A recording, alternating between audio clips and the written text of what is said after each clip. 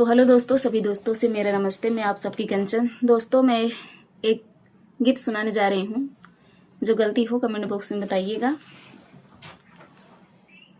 कैसे बताए सखी ससुरा के हाल हो, कैसे बताए सखी ससुरा के हाल हो, सैया मिलल शराबी। कैसे बताए सखी ससुरा के हाल हो, सैया मिलल शराबी।